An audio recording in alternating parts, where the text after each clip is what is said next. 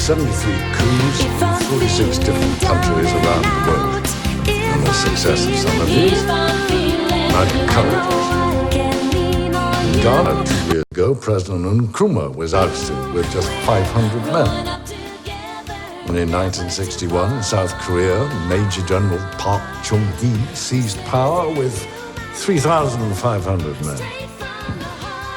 And in 1964, in Gabon, just 150 men were able to arrest President Umba and thus gain control over the levers of state power. And of course, it was with just one legion that Caesar crossed the Rubicon. And perhaps we would not seek to follow his fate. The Sic Semper Tyrannis, gentlemen. Now, what all successful insurgencies have in common are 5 key elements: control of the media, control of the economy, and capture of administrative targets, for which you need the 4th element, the loyalty of the military. Now, in Ghana and Gabon, this can be achieved with a handful of battalions. And here, in the United Kingdom, we would need to secure Parliament, Whitehall, Ministry of Defence, and the Cabinet Office. Prime Minister would be arrested, of course, along with other politicians still loyal.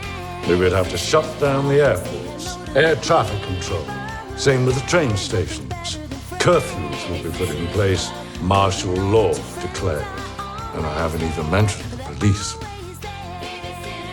It would take tens of thousands of unquestioningly loyal servicemen. And even in my heyday, I could never command that. Which brings me to the 5th element, legitimacy. Now, our government draws its strength from long-established institutions that support it. The courts, body of common law, the Constitution. For any action against the state to succeed, you'd have to overthrow these as well. But in a highly evolved democracy such as ours, their authority is sacrosanct. Which is why, gentlemen, a coup d'etat in the United Kingdom doesn't stand a chance.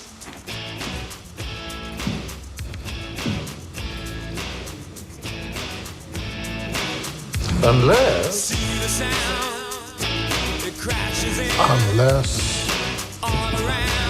we have the support of the one person not yet mentioned. You see the camera. The Crown has at its disposal unique constitutional powers, which could still make something like this possible. In 1834, William IV used them to dismiss his government in the face of opposition from the House. And in 1920, the Emergency Powers Act was passed, which gives the sovereign power in certain circumstances to declare a state of emergency by proclamation, meaning our Queen could dissolve Parliament and appoint a new government and a Prime Minister as well. She's also Commander-in-Chief of the Armed Forces. They swear allegiance to her and not to Parliament, so could count on their support to see it through. She is our Caesar.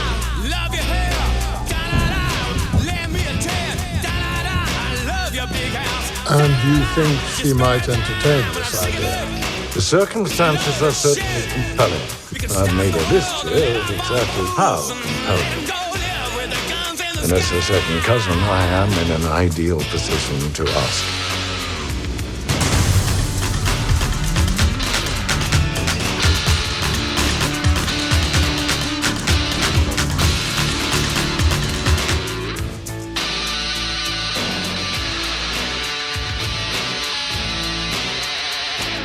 Guns in the sky, guns in the sky, guns in the sky, guns in the sky, guns in the sky.